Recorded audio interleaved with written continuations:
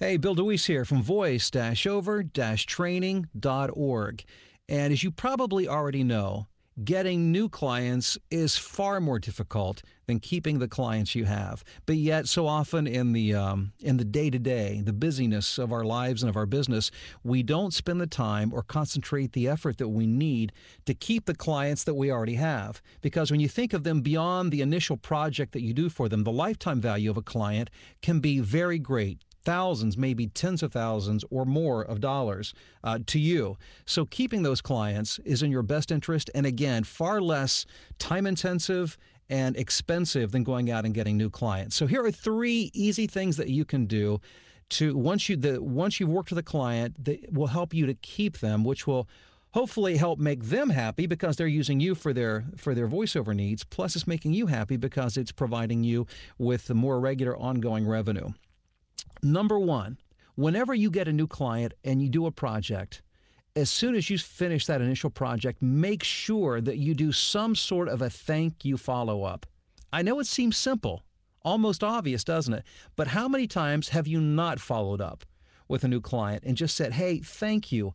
I really appreciate you doing business with me.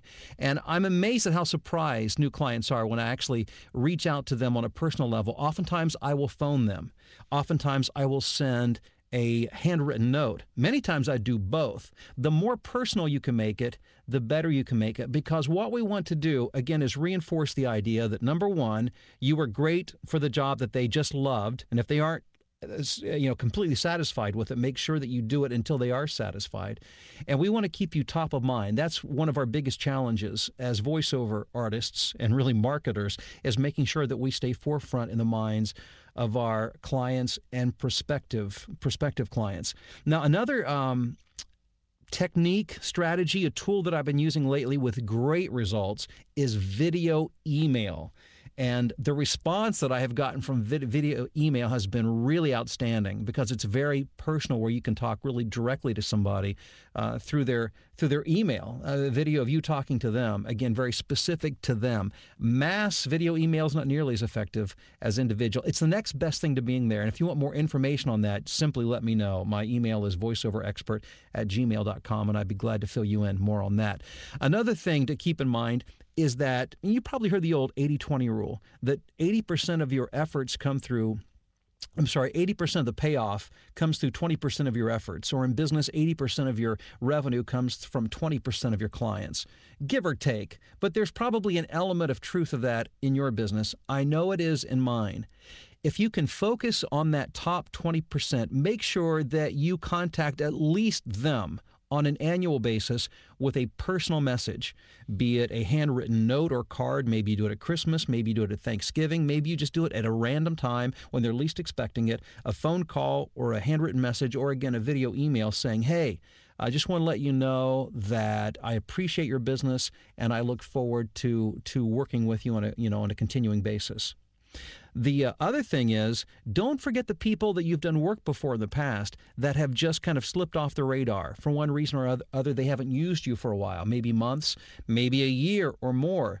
Chances are it's not because they didn't like you or didn't like working with you. It's simply because the next time a project came up, for whatever reason, they just weren't thinking about you because they've got 1,000,001 other things on their plate, on their agenda. Don't take it personally. It's human nature. We cannot remember, we cannot keep everything front of mind. That's why it's on us, the voiceover talent, to make sure that we stay front of mind with our clients and prospective clients. So contact those new clients after you do the first project. Make sure that at least once a year, if not more, that you're doing a personal touch with your top 20% of clients. If you can do it with all of them, all the better. And also make sure that those who you've been out of touch with for a while, clients that is, make sure that you do a personal touch with them. By touch, I simply mean a personal message. Better if it's a phone call or handwritten or a video email, but at the very least an email. And you will find that it's much easier to maintain and grow your business, and it costs a lot less in terms of time and money. Hey, I wish you all the best in your voiceover business and your voiceover career. And for more resources on building your voiceover business, make sure you stop by and visit voice-over-training.org. Until next time.